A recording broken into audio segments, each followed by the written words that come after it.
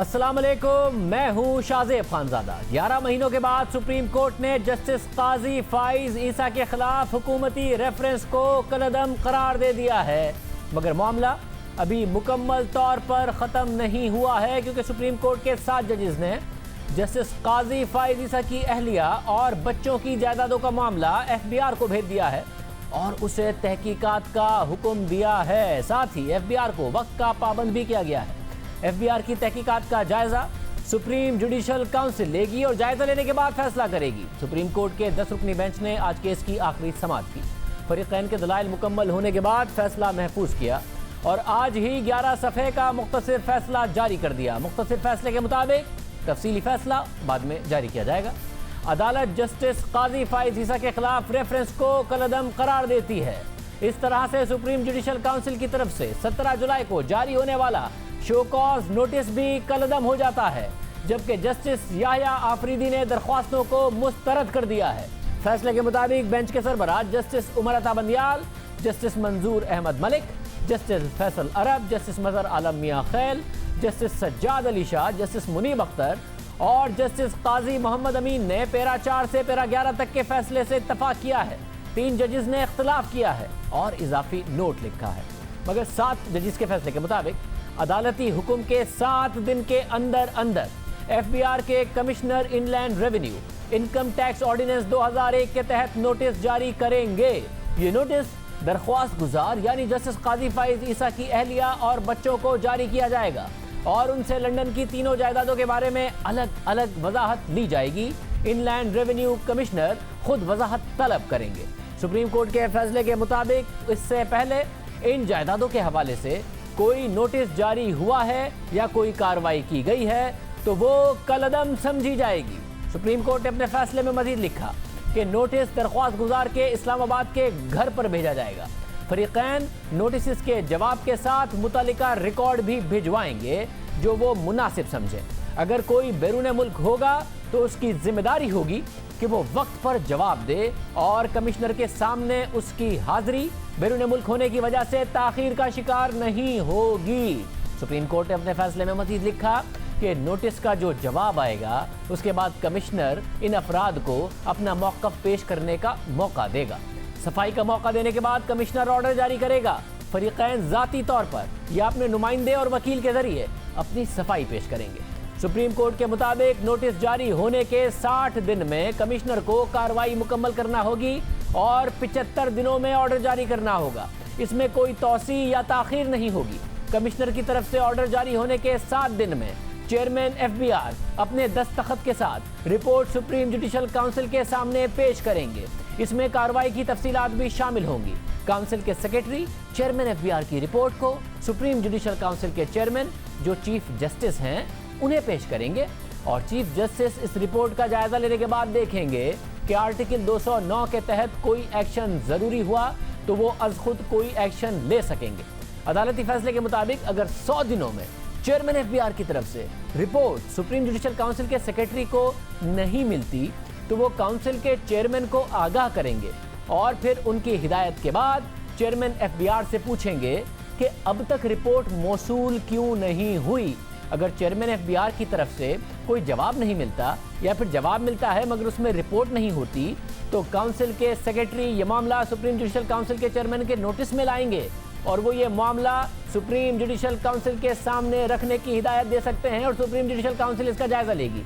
अगर किसी मरहले पर चेयरमैन FBI की तरफ से कोई रिपोर्ट पेश होती है तो फिर सुप्रीम जुडिशल काउंसिल उसे देखेगी। शक दूर करने के लिए यह वाज़ेह किया जाता है कि 2 अलग अलग कार्रवाइयाँ होनी हैं। एक इनकम टैक्स ऑर्डिनेंस 2001 के तहत होगी जबकि दूसरी कार्रवाई सुप्रीम जुडिशल काउंसिल में होगी। इन दोनों कार्रवाइयों का आपस में कोई ताल्लुक नहीं होगा। इस अदालती फैसले का टैक्स की कार्रवाई पर कोई असर नहीं होगा और फरीकैन को अपील का हक हासिल होगा और इस अपील को मेरिट पर सुना जाएगा। इसी तरह अगर सुप्रीम जुडिशल काउंसिल कोई कार्रवाई कर रही होगी तो उसका असर अपील पर नहीं पड़ेगा। इस फैसले के हवाले से ये बात अहम है कि अदालत ने FBI को वक्त का पाबंद किया है। अदालत की तरफ से मामला FBI को भेजने की पेशकश की गई थी जो हुकूमती वकील ने वज़ीर आज़म से मुशावरत के बाद कबूल कर ली थी, मगर साथ ही फरोग नसीम ने कहा था کہ عدالت ایف بی آر کو وقت کا پابند کرے۔ اب عدالت نے معاملہ ایف بی آر کو بھجوا دیا ہے اور ایف بی آر کو وقت کا پابند بھی کر دیا ہے۔ 75 دن میں آرڈر جاری کرنے کا پابند کر دیا گیا ہے۔ اس کے علاوہ عدالتی فیصلے میں لکھا ہے کہ جسٹس مقبول باقر، جسٹس منصور علی شاہ اور جسٹس یحییٰ آفریدی نے صرف فیصلے کے پیرا نمبر 1 سے اتفاق کیا ہے، جس کے تحت ریفرنس کو کالعدم قرار دیا گیا ہے۔ اس فیصلے سے ان تینوں ججز نے اتفاق کیا ہے، مگر فیصلے کے پیرا 4 سے لے کر پیرا 11 تک اتفاق نہیں کیا اور اپنا الگ فیصلہ لکھا ہے۔ ان تینوں ججز نے لکھا ہے کہ تفصیلی فیصلہ بعد میں جاری کیا جائے گا، ہم درخواست کو قابل سماعت قرار دیتے ہیں، جس کے نتیجے میں درخواست گزار جسٹس قاضی فائز عیسیٰ کے خلاف ریفرنس کو کالعدم قرار دیا جاتا ہے۔ ہمارے اہم آئینی اقدار میں سے ایک یہ ہے کہ عدلیہ کی آزادی کا مکمل طور پر تحفظ کیا جائے۔ اس بات کو دہرایا جاتا ہے کہ کوئی جج یا کوئی فرد یا کوئی ادارہ قانون سے بالاتر نہیں ہے۔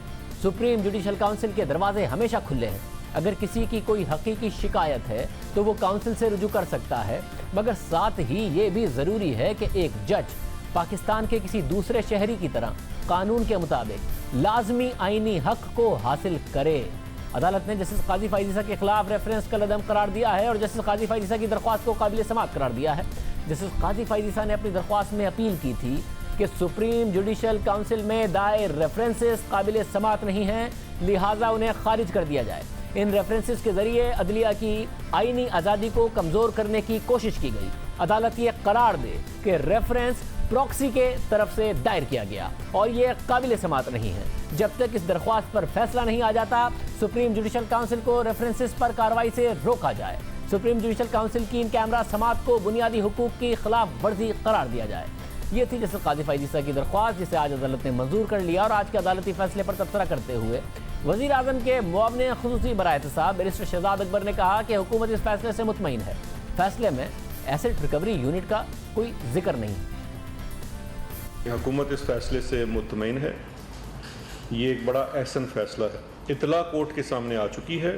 سپریم کورٹ آف پاکستان کے لارجر بینچ کی روشنی میں جو اس کے لیے اسکیم آف تھنگس طے کی گئی ہیں، ہم یہ سمجھتے ہیں وہ بالکل مناسب ہیں۔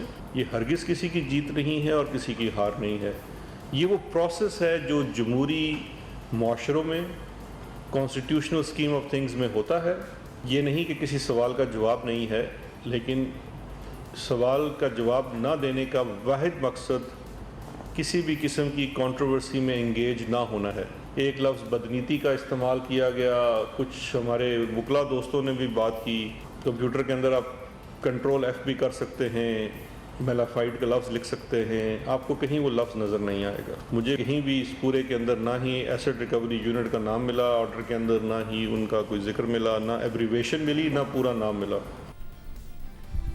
عدالت کی طرف سے ریمارکس میں ایسٹ ریکوری یونٹ کے حوالے سے، احتساب کے عمل کے حوالے سے، ان تمام چیزوں پر بہت زیادہ سوالات اٹھائے گئے تھے۔ شارٹ آرڈر میں اس کا ذکر نہیں ہے، جس کی بات شہزاد اکبر صاحب کر رہے تھے۔ سپریم کورٹ کے آج کے فیصلے پر مشترکہ اپوزیشن کا بھی رد عمل آیا ہے۔ نون لیگ، پیپلز پارٹی، عوامی national party, JUIF، Jamaat Islami, قومی وطن پارٹی اور نیشنل پارٹی نے مشترکہ بیان میں فیصلے کا خیر مقدم کیا ہے اور کہا ہے کہ پوری قوم کا مطالبہ ہے کہ غیر آئینی، غیر قانونی، جھوٹ اور بدنیتی پر مبنی ریفرنس بنانے والے صدر ڈاکٹر عارف الوی اور وزیر اعظم عمران خان استعفیٰ دیں۔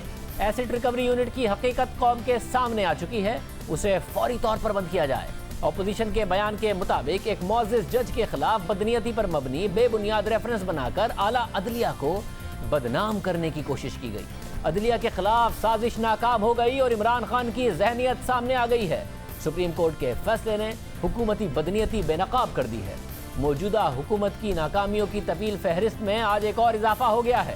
سپریم کورٹ نے ریفرنس تو کالعدم قرار دے دیا ہے، مگر ابھی 100 دن اہم ہے۔ اگلے 100 دن FBR تحقیقات کرے گا، معاملہ سپریم جوڈیشل کونسل کے پاس جائے گا۔ اس عدالتی فیصلے پر ہم بات کریں گے۔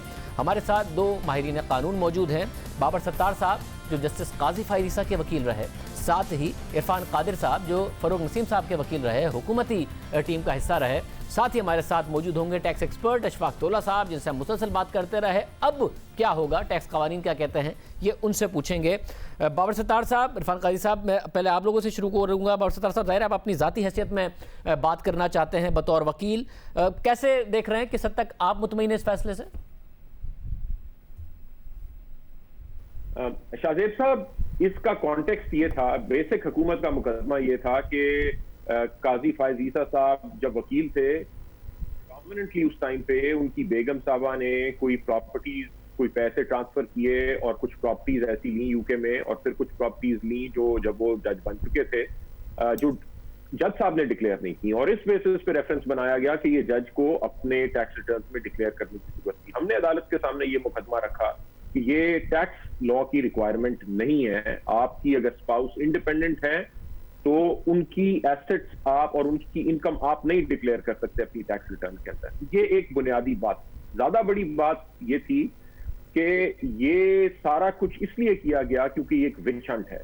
एक फैजाबाद केस का फैसला आया, एक जज, इंडिपेंडेंट माइंडेड जज, उसने कुछ सख्त फैसले दिए, और उसके बाद पीटीआई गवर्नमेंट ने एक रिव्यू फाइल किया, उन्होंने कहा इस जज को हटाना चाहिए, एमक्यूएम ने एक रिव्यू फाइल किया, तो एक प्रेशर बिल्ड किया कि आप इस जज को रिमूव कीजिए। उसके बाद अचानक एक डोगर साहब आ गए, उन्हें कहां से पता चला कि ये प्रॉपर्टीज यूके के अंदर मौजूद हैं, उसके ऊपर किस तरह से इन्वेस्टिगेशन की गई, किसने उसे अलाउ किया। तो ये वो सारी बदनीयती की बात थी कि यहाँ पे हमने एक सिस्टम कायम कर रखा है जिसमें आप सर्वेलेंस करते हैं, आप लोगों के ऊपर मटेरियल जमा करते हैं, आप उनका मीडिया ट्रायल करते हैं, और जब आपको उनकी कोई बात पसंद नहीं आए, अगर वो पब्लिक होल्डर है, उसके खिलाफ आप कैंपेन चलाते हैं और उसे बाहर निकालने की कोशिश करते हैं। सो बुनियादी बात ये थी कि ये इस तरह का मुकदमा बनाया गया।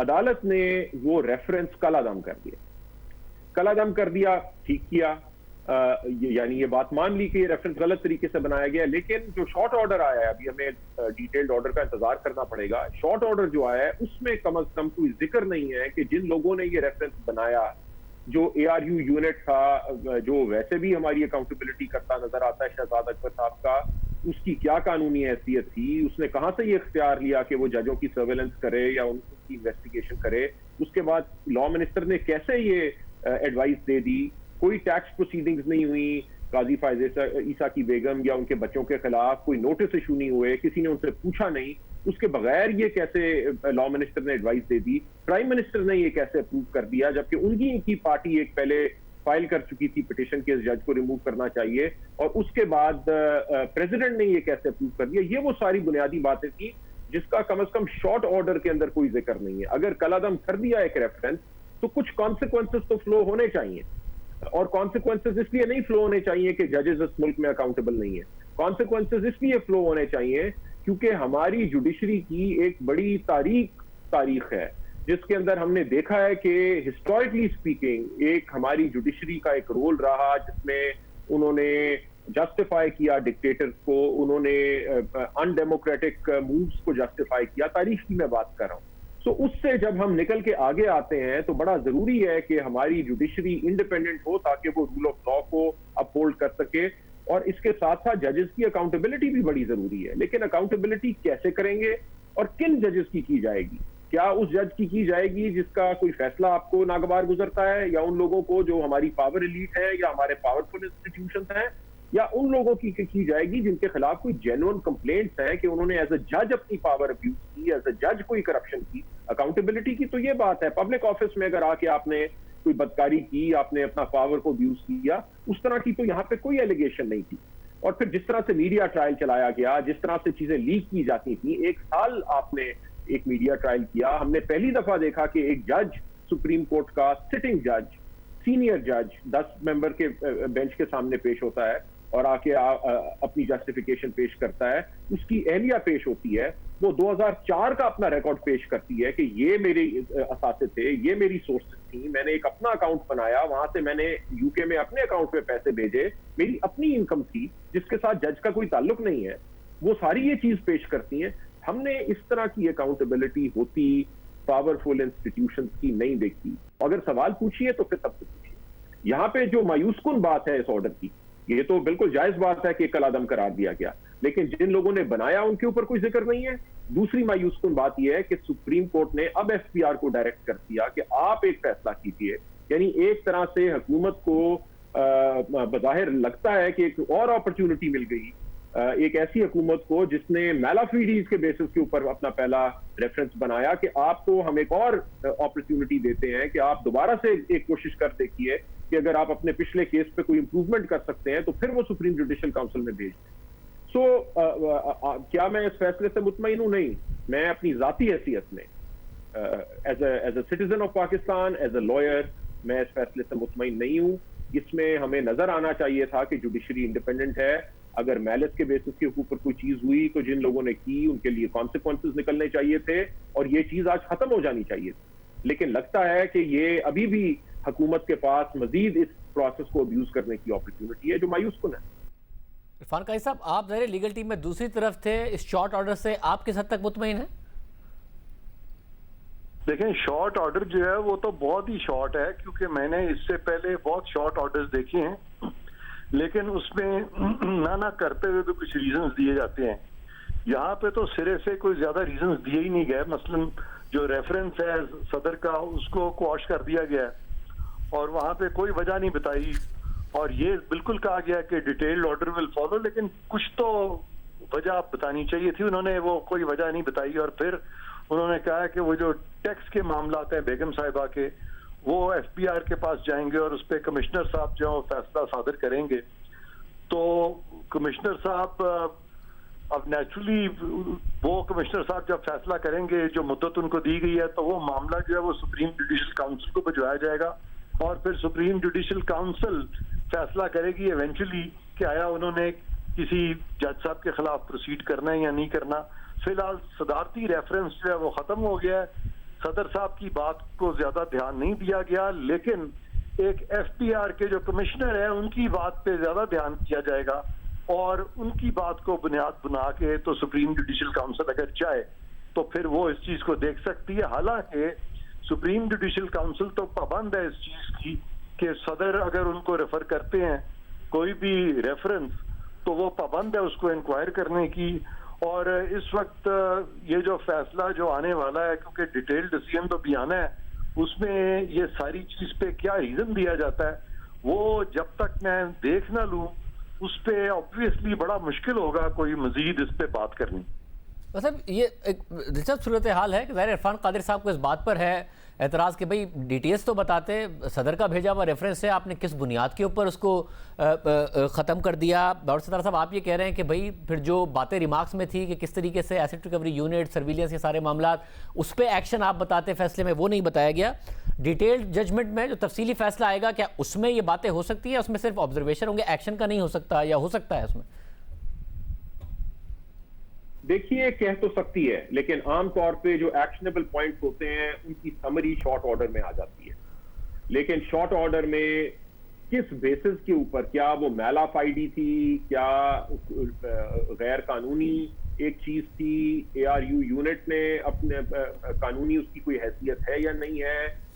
کیونکہ آرگیومنٹ لیگل تو یہ ہوتا ہے کہ اگر ایک چیز کا فنڈامنٹل فریم ورک ہی اگر غلط تھا، آپ نے اگر ٹیکس کی پروسیڈنگز کرنی تھی آپ نے نہیں کی، اے آر یو اگر کے پاس کوئی اختیار نہیں تھا اس نے استعمال کر لیا، یا پرائم منسٹر نے اپنا ریزنڈ آرڈر نہیں پاس کیا، پریزیڈنٹ نے ریزنڈ آرڈر نہیں پاس کیا، تو آپ انلیگیلٹی کے بیسس کے اوپر ایک چیز کو ختم کر سکتے ہیں. سو کس وجہ سے ختم کیا، یہ تو ایک بات کی بات ہے. لیکن تمام اس ملک کی تمام لائر کمیونٹی، بار کاؤنسل قاضی فائز عیسیٰ کے حق میں کھڑی تھیں، اور وہ اس لیے نہیں کھڑی تھی کہ یہ جج کسی کو ریلیف دیتا ہے. ہم وکیلوں کو ایک دن ریلیف ملتی ہے، ایک دن ہمارے خلاف فیصلہ ہوتا ہے، یہ چیزیں چلتی رہتی ہیں. یہ پریشانی تھی کہ آپ انڈیپینڈنٹ تھنکنگ کی اسٹریٹ کو، ایک ایسا جج جس کی بہت اچھی شہرت ہے، جس کے اوپر کسی نے انگلی نہیں اٹھائی کہ آپ نے اپنی جوڈیشل پاور کو ابیوز کیا ہے، یا کوئی کرپشن کا الزام نہیں ہے جس کے اوپر، جب آپ اس کے ساتھ یہ سلوک کرتے ہیں جو قاضی فائز عیسیٰ کے ساتھ کیا گیا، تو وہ تمام ملک کے ججز کو اور پبلک آفس ہولڈرز کو ایک میسج ہے. سو آج اگر ہم نے اس روش کو ختم کرنا تھا تو پھر ایک سخت فیصلہ آنا چاہیے تھا ان لوگوں کے خلاف جنہوں نے غلط طریقے سے اس ریفرنس کو بنایا. لیکن ہم نے دیکھا ہے کہ کم از کم شارٹ آرڈر کے اندر وہ چیز نہیں ہے. اللہ کرے کہ تفصیلی فیصلے کے اندر کوئی ایسی بات ہو. عرفان قاضی صاحب، ظاہر ہے ان کی جو اہلیہ ہیں انہوں نے کہا کہ میں انڈیپینڈنٹ ہوں، پورا منی ٹریل بتایا، اکاؤنٹ بتایا، اس اکاؤنٹ میں پیسے ٹرانسفر ہوئے، اس اکاؤنٹ میں گئے. کیا اس کے باوجود یہ جو سپریم جوڈیشل کاؤنسل کا آپشن کھلا رکھا گیا ہے، کیا انہیں منسلک کیا جا سکتا ہے ابھی بھی جسٹس قاضی فائز عیسیٰ سے، اگر وہ انڈیپینڈنٹ ہیں اور ثابت کر رہی ہیں ڈاکیومنٹس کے ساتھ؟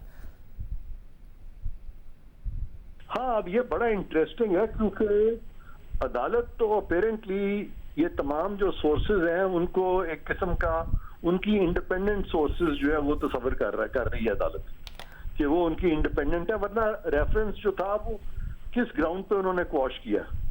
تو اب ایف پی آر جو ہے وہ اگر انہوں نے بیگم صاحبہ کی یہ ایکسپلینیشن مان لی ہے سپریم کورٹ نے، تو ایف پی آر کیا کوئی مختلف فیصلہ دے سکتی ہے اس پہ؟ یہ ایف پی آر کے لیے بھی کافی سوچ سمجھ کے چلنے والی بات ہے. وہ بھی کوشش کریں گے کہ ایسا فیصلہ نہ دیں جس سے کہ سپریم کورٹ کے جو احکامات ہیں ان سے کوئی متصادم فیصلہ دے دیں، تو بڑی ٹائٹ روپ واک ہوگی ان کے لیے، ایف پی آر کے لیے بھی.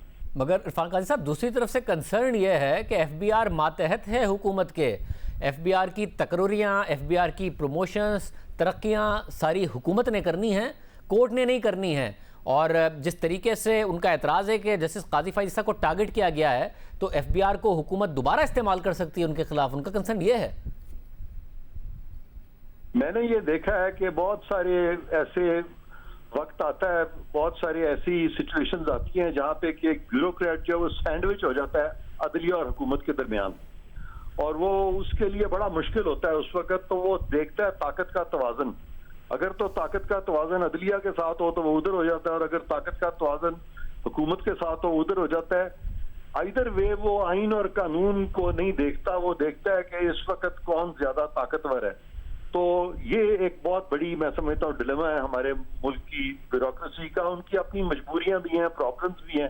تو اب اللہ کرے کہ میں امید یہی رکھتا ہوں کہ جو موجودہ ہماری بیوروکریسی ہے وہ کسی کا بھی اثر نہیں لے گی، اور جو آئین اور قانون کے مطابق ہے صحیح فیصلہ صادر فرمائیں. ویسے امید کرتے ہیں، مگر ساتھ یہ بتائیے گا ایف بی آر جو بھی فیصلہ کرے ان کی اہلیہ کے حوالے سے، ان کے بچوں کے حوالے سے، جو کہ انڈیپینڈنٹ ہیں، اپنے ریٹرنز فائل کرتے رہے ہیں، اگر اکاؤنٹس ان کے نام پر ہیں جیسا کہ وہ کہہ رہی ہیں اور ڈاکیومنٹس دے رہی ہیں، تو جو بھی ایف بی آر کا فیصلہ ہوگا اب اس سے کیا جسٹس قاضی فائز عیسیٰ متاثر ہو سکتے ہیں، انہیں منسلک کیا جا سکتا ہے، یا وہ اب آزاد ہیں اس لائبلٹی سے؟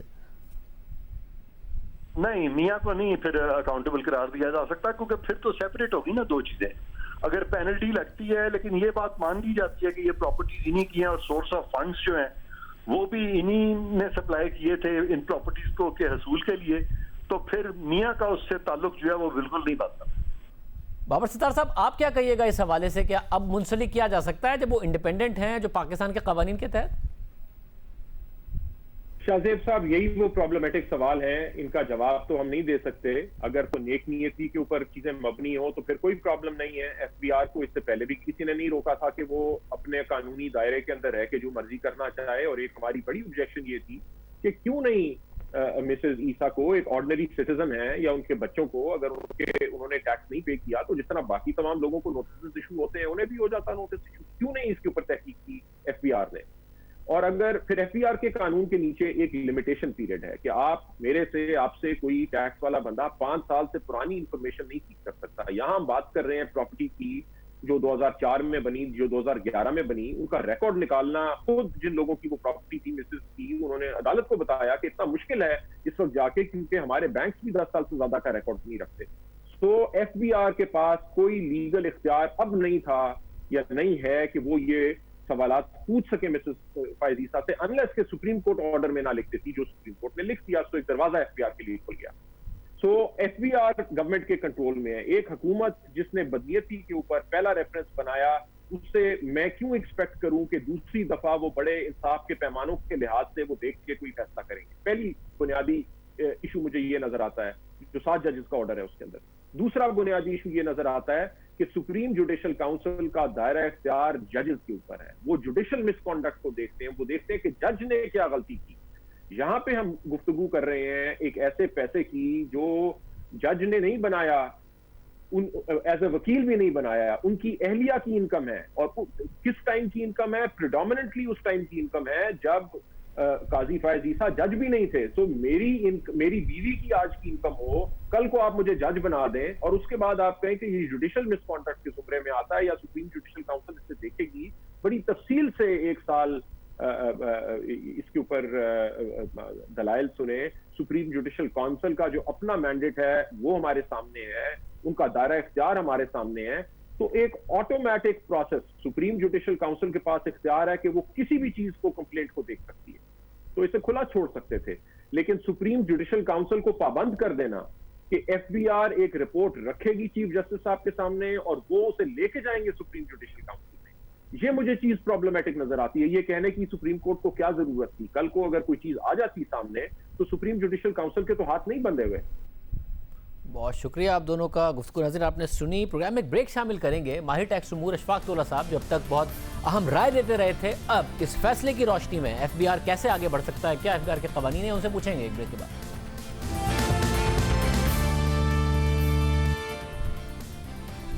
ماہر ٹیکس امور اشفاق طولہ صاحب ہمارے ساتھ موجود ہیں. اشفاق طولہ صاحب بہت شکریہ. تو سب آپ مسلسل اس حوالے سے رائے دیتے رہے، ٹیکس معاملات کو بہت اچھی طرح آپ جانتے ہیں. اب جب عدالت نے ایک ٹائم لمٹ دے دی اور جو انکم ٹیکس آرڈیننس 2001 ہے اس کے تحت کارروائی کا کہہ دیا، یہ معاملہ کیسے آگے بڑھ سکتا ہے؟ دیکھیں، جیسے کل بھی ہم نے اس بات کا ذکر کیا تھا کہ 116 اگر میڈم نے یا بچوں نے اگر ویل سٹیٹمنٹ فائل نہیں کی ہے گوشواروں کے ساتھ، تو یہ کہا جا سکتا ہے کمشنر کی طرف سے کہ بھائی آپ اپنی ویل سٹیٹمنٹ فائل کریں. اور جیسے ہی وہ ویل سٹیٹمنٹ فائل کریں گے اس کے بعد کمشنر صاحب دیکھیں گے فیس سیٹسفائیڈ، معاملہ ختم. اگر ان کو لگے گا کہ نہیں یہ سیٹسفائیڈ نہیں ہے اور یہ میٹر کو آڈٹ میں لے کے جانا ہے تو سیکشن 176 کے تحت وہ نوٹس دیں گے اور اس کے بعد وہ کارروائی چلے گی. اور وہ جب جوابات داخل کریں گے اس سے اگر وہ سیٹسفائی نہیں ہوتے تو وہ شو کاز کر دیں گے، شو کاز کا جواب دیا جائے گا. اور اس پہ بھی اگر وہ سیٹسفائی نہیں ہوتے کمشنر صاحب تو میں سمجھتا ہوں کہ پھر وہ ایک آرڈر پاس کریں گے. جب آرڈر پاس کریں گے تو پھر اپیل کا میکینزم کھل جائے گا. جیسے کہ آپ نے دیکھا ہوگا ججمنٹ میں یہ کہا گیا ہے کہ اپیل کا رائٹ ان کا رہے گا رسپونڈنٹ کا. جو رائٹ ان کے دیے گئے ہیں یا سیکیور کیے ہیں انکم ٹیکس آرڈیننس 2001 نے، ان کو کوئی بھی نہیں چھیڑ سکتا. اب وہ معاملہ یہ ہے کہ یہ ٹائم باؤنڈ بھی ہے اور اگر اپیل تک یہ معاملہ گیا تو میرے خیال سے یہ کافی طول بھی پکڑ سکتا ہے. مگر ابھی مجھے لگ رہا ہے کہ 60 دن کا جو معاملہ ہے وہ ایف بی آر کو اپنی فارمیلٹیز کو کمپلیٹ کرنے کے لیے دیا گیا ہے. میرا خیال ہے مجھے کل بھی میں آپ کو کہہ رہا تھا یہ فارمیلٹی رہ گئی ہے کہ اب یہ جائے گا. اور اگر میڈم کا کل کا جو بیان جو نظر آ رہا ہے ہمیں اس کے تحت تو وہ پراپرٹیاں ڈکلیئر کر چکی ہیں اور اس کے علاوہ ان کے بچوں کا تو میرا خیال ہے اس میں پھر کوئی عملداری نہیں ہوگی انلیس کہ وہ کہیں بینیفیشری ہوں. اور دوسرا یہ ہے کہ اگر 5 سال پیچھے وہ لے کے جانا چاہیں گے تو وہ تو ویسے ہی قانون ان کو ممانعت کرتا ہے. تو کوئی بھی لا ایسا نہیں ہوتا کہ جو آپ کو قانون کی ممانعت کے باوجود آپ کو کہے کہ نہیں اس پہ آپ عمل پیرا ہوں. تو میں نہیں سمجھتا کہ اگر کوئی ایسا لمبا اگر 2018 کی اسٹیٹمنٹ پڑے ہوئے ہیں اور 2018 میں اگر انہوں نے ڈسکلوز کر دیا ہے اور سورسز آر نون اور وہ کہتی ہیں جب میرے پاس بینک اسٹیٹمنٹ ہے میں نے یو کے ریٹرن فائل کیے ہیں اس میں بھی ٹیکس بھرا ہے اور جو پچھلے سال کا ریٹرن تھا میں نے اس میں بھی ٹیکس بھرا ہے، تو میرا خیال ہے مجھے لگتا ہے یہ فارمیلٹی رہ گئی ہے. تو صاحب آپ نے کل بھی کہا تھا کہ جو سب کچھ ان کے ڈاکیومنٹس ہیں وہ ثابت کرتے ہیں کہ وہ انڈیپینڈنٹ ہیں، تو ویسے ہی جیسے قاضی فائز عیسیٰ کے اوپر ذمہ داری نہیں بنتی ہے جب وہ بتا رہی ہیں کہ میں کیسے کماتی ہوں، کیسے میری ایگریکلچر انکم ہے. مگر جو پرانے معاملات ہیں کیونکہ 2003 تک کا ڈاکیومنٹ بھی انہوں نے بتایا کہ مجھے بڑی مشکل سے میں نے بینک سے لے کے آئی ہوں کہ اور ثابت کر رہی ہوں کہ میرے نام پر ساری ٹرانزیکشن ہوئی، میرے نام پر ہی اکاؤنٹ تھا. یہ جو پرانے معاملات ہیں جو قانون کے تحت بھی نہیں ہوتے اس پر کیسے اس کا تعین ہوگا اگر انہیں کوئی پینلٹی یا رسپانسبلٹی ان پر ڈالنی بھی ہے؟ شادی بھی تو اب ڈسکلوجر کی بات آئے گی نا کہ کس سال وہ ریسیڈنٹ تھیں اور ان کو ویل سٹیٹمنٹ فائل کرنا تھا اور انہوں نے نہیں کیا. یہاں پر بریچ اگر ہو سکتی ہے، سورسز اگر آئیڈینٹیفائڈ یا ویریفائیبل ہیں تو میں سمجھتا ہوں کہ ایف بی آر زیادہ سے زیادہ نان فائلنگ پہ پینلٹی لگا سکتی ہے. اور میرا خیال ہے یہ زیادہ کیس اس وجہ سے امپورٹنٹ ہو گیا تھا کہ آرٹیکل 209 میں جج صاحب کے اوپر ایک الزام آیا تھا اور میرا خیال ہے اس کو کو ریلیٹ کیا گیا تھا. اگر اس سے اس کو اب ڈیٹیچ کر دیا گیا ہے تو میں یہ سمجھتا ہوں اس میں بڑی آسانیاں پیدا ہو گئی ہیں. اور اب وہ جو لیگل چیلنجز جو تھے جو ہمیں نظر آ رہے تھے وہ میرا خیال ہے وہ سبسائڈ ہو کے میرا خیال ہے 5-10% کی حد تک رہ گئے ہیں. اور مجھے نہیں لگتا کہ اس کیس میں جو میری عاجز رائے ہے میں یہ سمجھ سکتا ہوں کہ میرا خیال ہے کوئی ایسی چیز نہیں ہے بیکاز کہ انہوں نے یہ کہیں نہیں کہا کہ میں نے فورن سورس آف انکم سے یہ پراپرٹیز ایکوائر کی. ہاں اگر وہ یہ کہتی اور اگر انہوں نے ڈسکلوز نہ کیا ہوتا تو 111 سیکشن میں ان کے انکم میں ایڈ کیا جا سکتا تھا. مگر ایسا میرا خیال ہے کوئی کیس نہیں ہے. اور میں یہ سمجھتا ہوں یہ جو باقی 3 جج صاحبان نے اپنا ایک ججمنٹ میں ایڈیشن کی ہے ان کا یہ کہنا تھا کہ جی کہ یہ ادھر بھی نہیں بھیجا جانا چاہیے. اب میری عاجز رائے یہ ہے کہ اگر یہ اچھا ہوتا، چلیے ایک اچھا ون ون ایک سچویشن بنی ہے سب کے لیے، مگر یہ ایک اچھا ہوتا کہ اگر وہ انڈیپینڈنٹلی میڈم عیسیٰ کو کہتے کہ وہ آپ وہیں پہ خود جا کے ریپرزینٹ کر لیں اور جو بھی قانون کی عملداری ہوگی وہ ایف بی آر اس حساب سے اقدامات اٹھا لے اور ان کو بھی پورا رائٹ ہوتا. مگر ابھی ایک ایڈیشنل کیویٹ لگ گیا ہے اور ایک ایڈیشنل کنڈیشن آ گئی ہے کہ ان کو یہی چیز اب سپریم جوڈیشل کونسل کو بھی madam chairperson F B R کو دینی ہے. ان کو بہت شکریہ. شفاعت اللہ صاحب ہمارے ساتھ موجود تھے. پروگرام میں ایک بریک، اس کے بعد ذکر ہوگا روپیہ رک نہیں رہا، 167 روپے تک گر گیا ہے، خسارہ نہیں رک رہا. یہ سب کیا ہو رہا ہے پاکستان کی معیشت میں؟ ایک بریک کے بعد. معیشت کی حالت تشویشناک ہے، روپیہ سنبھل نہیں رہا، 167 تک گر گیا. کیا وجوہات ہیں؟ کیونکہ کرنٹ اکاؤنٹ ڈیفیسٹ حکومت کرٹیل کرنے میں کامیاب ہوئی. آگے کیا ہوگا؟ ڈاکٹر حفیظ پاشا سابق وزیر خزانہ ہمارے ساتھ موجود ہیں. ڈاکٹر صاحب بہت شکریہ. ڈاکٹر صاحب ایکسٹرنل اکاؤنٹ کنٹرول میں کیا، اس کے باوجود روپیہ نہیں سنبھل رہا. فسکل ڈیفیسٹ تو تھا کرائسس میں، یہ روپیہ کیوں نہیں سنبھل رہا کرنٹ اکاؤنٹ ڈیفیسٹ کرٹیل ہونے کے باوجود؟ اگر آپ روپے کے بارے میں بات کریں تو پچھلے ایک مہینے کے اندر ہمارے فارن ایکسچینج ریزروز میں نمایاں طور پر کمی آئی ہے 2 ارب ڈالر کی، اور یہ اس وقت ہوا ہے جب کہ ہمارے پاس آئی ایم ایف کی ریپڈ فائنینسنگ فیسلٹی کے تحت ہمیں 1.4 ارب ڈالر کا لون ملا ہے. تو اگر اس طرح دیکھیں کہ آپ کے جو ریزروز ہیں وہ 10 ارب ڈالر پہ ہیں، اور افسوس کی بات یہ ہے کہ یہ تقریباً مشکل سے 2 مہینے کی امپورٹ کور آپ کو دے رہے ہیں، تو اس کی وجہ سے ایک بہت پریشان کن حالات ہوتے جا رہے ہیں.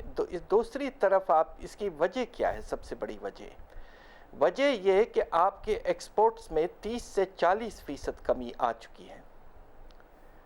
اور دوسری طرف آپ یہ دیکھیے کہ مئی کے مہینے میں آپ کے ریمیٹنسز میں تقریباً 19% کمی آئی ہے. امپورٹس تو پہلے ہی کم ہو چکے تھے، اس لیے ان میں کم ہونے کی زیادہ گنجائش اب نہیں رہی ہے. تو اس کی وجہ سے کرنٹ اکاؤنٹ ڈیفیسٹ یعنی کہ تجارت کا خسارہ جو ہے وہ خراب ہوتا ہوا نظر آ رہا ہے. تو اس لیے آپ کے روپے پر پریشر کافی حد تک پڑ رہا ہے. اور ایک اور چیز جو پریشان کن ہے کہ ملک کے حالات کو دیکھتے ہوئے جب آپ ڈیٹ ریلیف کے لیے جاتے ہیں تو اس کا نتیجہ یہ ہوتا ہے کہ جو انٹرنیشنل فائنینشیل مارکیٹس میں لوگ آپ کے ملک کو ذرا ڈاؤن گریڈ کر سمجھتے ہیں. اس لیے ہمارے لیے اب ذرا مشکل ہو جائے گا کہ ہم باہر انٹرنیشنلی بانڈز فلوٹ کریں یا کمرشل بینک سے پیسہ لیں. تو اس لیے حالات سب ملا کے کرونا کے بعد کافی حد تک خراب ہو چکے ہیں. بس ہماری دعا یہ ہے کہ ایکسپورٹس عنقریب سٹیبلائز ہو جائیں اور ریمیٹنسز میں اتنی کمی نہ آئے تو پھر روپیہ سنبھلے گا. صاحب اور اس سال کیونکہ گزشتہ سال انہوں نے کہا 3.3% ترقی تھی، آپ نے کہا 1.9% تھی، آپ درست ثابت ہوئے. فسکل خسارہ بھی ٹارگٹ سے باہر گیا. اس سال جو یہ کہہ رہے ہیں -0.4% ہوگی، اتنی آپ کو لگتی ہے یا خسارہ اور گروتھ اس سے بھی بری لگتی ہے؟ ہمارا اندازہ یہ ہے کہ ہم نے جو ریسرچ کیا ہے، اور مجھے افسوس سے کہنا پڑتا ہے کہ اس کے بہت امکانات ہیں کہ یہ جو ہمارا شرح نمو ہے وہ -2 سے 2.5% ہو سکتا ہے. اب آپ یہ دیکھیے کہ جو سب سے حیرت انگیز بات سمجھ میں آئی ہے کہ اپریل کے مہینے میں ہمارا جو لارج سکیل مینوفیکچرنگ سیکٹر جو بہت اہم سیکٹر ہے، اس کے نتیجے میں دوسرے سیکٹرز بھی آگے یا پیچھے جاتے ہیں، اس میں 42% کی کمی آئی ہے.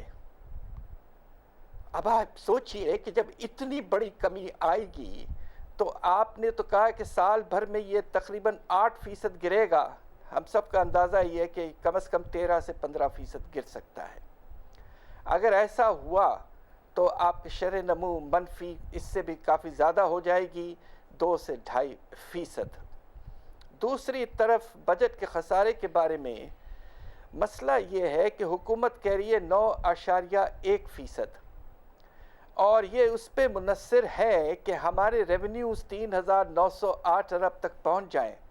مگر اگر آپ کا جو سب سے بڑا ٹیکس بیس مینوفیکچرنگ اتنا سکڑ گیا ہے تو ریونیوز میں تو اس سے زیادہ کمی آئی ہوگی.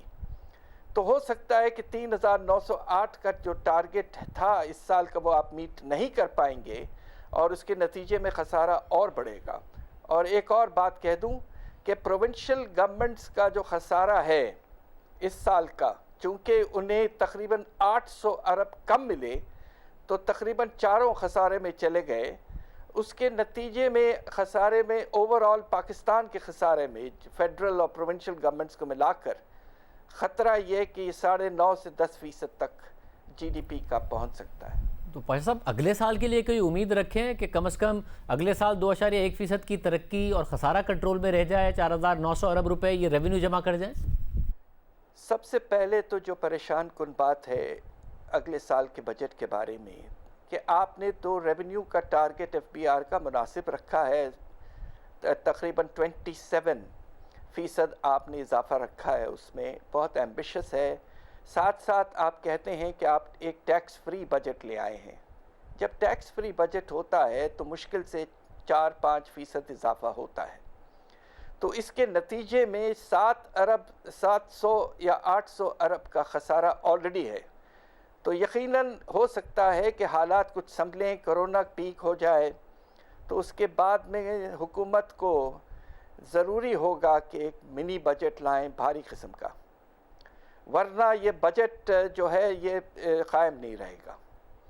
دوسری طرف جو پریشان کن بات ہے کہ آپ کے پاس 3 پروونسز کے بجٹس آ چکے ہیں. آج کے خیبر پختونخوا کا بھی بجٹ آ گیا ہے. تینوں بجٹس میں نمایاں فرق ہے. پنجاب کا بجٹ جو ہے وہ اللہ کے فضل سے کہہ رہا ہے کہ اگر ایف بی آر کا ٹارگٹ میٹ ہو جائے تو انشاءاللہ ہم ایک سرپلس 125 ارب کا دیں گے، جو کہ اچھی بات ہوگی. دوسری طرف سندھ جو ہے انہوں نے تنخواہیں بھی بڑھائی ہیں مگر اس کے نتیجے میں اور دوسرے وجوہات کے بنا ان کا خسارہ والا بجٹ ہے. اور تیسری طرف آج جو خیبر پختونخوا نے اناؤنس کیا ہے وہ بالکل بیلنس بجٹ ہے، یعنی کہ اس میں نہ تو سرپلس ہے نہ ڈیفیسٹ ہے. تو یعنی کہ کل اگر آپ ملا لیں تو مشکل سے یہ 3 بجٹ کو ملا لیں تو سرپلس نہ ہونے کے برابر ہے. البتہ فیڈرل گورنمنٹ نے اپنے اعداد شمار میں بجٹ کے یہ کہا ہے کہ ہم امید کرتے ہیں کہ ہمارے چاروں صوبے اگلے سال 242 ارب کا سرپلس دیں گے. ایسا نہیں لگتا ہے. تو ایک طرف تو ریونیو شارٹ فال ہے، دوسری طرف پروونشل سرپلس نہیں ہے. تو خطرہ اس بات کا ضرور ہے کہ یہ 7% سے کافی حد تک اس وقت تک بڑھ سکتا ہے اگرچہ منی بجٹ نہیں آتا ہے. اور ڈاکٹر صاحب آپ پہلے لکھ رہے تھے کہ بہت زیادہ بے روزگاری ہو رہی ہے. اب ظاہر ہے کرونا وائرس آ گیا تو حکومت کے لیے چیلنج بڑا ہو گیا. تو بے روزگاری اس وقت کتنی ہے پاکستان میں؟ دیکھیے کرونا سے پہلے تک تقریباً 55 لاکھ ہمارے مزدور بیچارے بے روزگار تھے اور کچھ اضافہ ہوا تھا پچھلے 1.5 سال میں، اس لیے کہ شرح نمو بہت کم رہی. اب 3-4 مہینے کے ہونے کے بعد، 3.5 مہینے ہونے کے بعد تقریباً حالات حد سے زیادہ خراب ہو چکے ہیں. اب آپ یہ سوچئے کہ آپ کا صنعتی شعبہ اگر 1 مہینے 40% سے گر سکتا ہے تو اس کے نتیجے میں کتنی بے روزگاری نہیں پھیلے گی. اور جب صنعتی شعبہ گرتا ہے تو تجارت میں کمی آتی ہے، ٹرانسپورٹ میں کمی آتی ہے، بینکنگ کم ہو جاتا ہے، سب کچھ لنکڈ ہے. تو ہمارا اندازہ یہ ہے کہ ابھی تک تقریباً اور 65 سے 70 لاکھ لوگ بیچارے بے روزگار ہو چکے ہیں.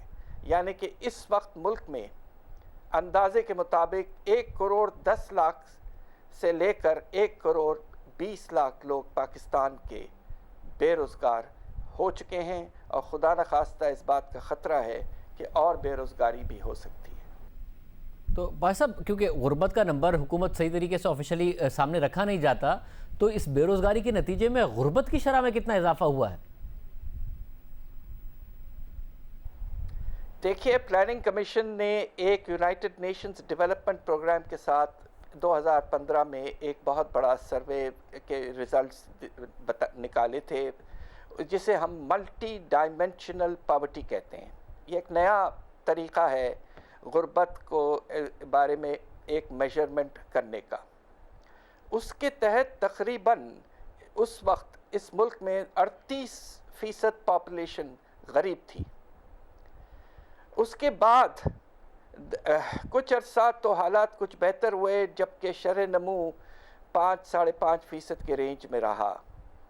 مگر اس سال اور پچھلے سال کرونا آنے سے بھی پہلے کچھ اضافہ ہو چکا تھا. ہمارا اندازہ یہ ہے کہ یہ 40% سے بھی زیادہ جا چکا تھا. اب جو ہے خدا نخواستہ اندازہ یہ ہے کہ جس طرح حالات ہیں کہ تقریباً یہ میرے خیال سے 48 سے 50% کی رینج میں جا چکا ہے. یعنی کہ اس وقت پاکستان کی تقریباً آدھی پاپولیشن غریب ہو چکی ہے. یہ بہت ہی افسوسناک حالات ہیں. ہمیں البتہ ہماری حکومت کو داد دینا چاہیے کہ انہوں نے اپنے احساس اور بے نظیر انکم سپورٹ پروگرام کے تحت تقریباً 1,20,00,000 گھرانوں کو پیسہ پہنچایا ہے. یہ بہت بڑا کام تھا مگر اب اسے جاری رکھنا ہے. یہ نہیں کہ آپ نے ایک ہی دفعہ دے دیا ہے. 4 مہینے کے بعد پھر ضرورت پڑے گی اور بجٹ میں کوشش یہ ہونی چاہیے کہ یہ سسٹم سیٹ ہو جائے اور 12 سے 15 لاکھ گھرانوں کو ہر تیسرے چوتھے مہینے ایک مناسب اماؤنٹ ملتا رہے. یہ پاکستان ہمارا فرض ہے کہ ہم اپنے غریبوں کا خیال رکھیں. بہت شکریہ ڈاکٹر صاحب ہمارے ساتھ موجود تھے. امید کرتے ہیں کہ معاشی حالات بہتر ہوں. اس وقت صورتحال بری نظر آتی ہے. اجازت دیجیے. اللہ حافظ.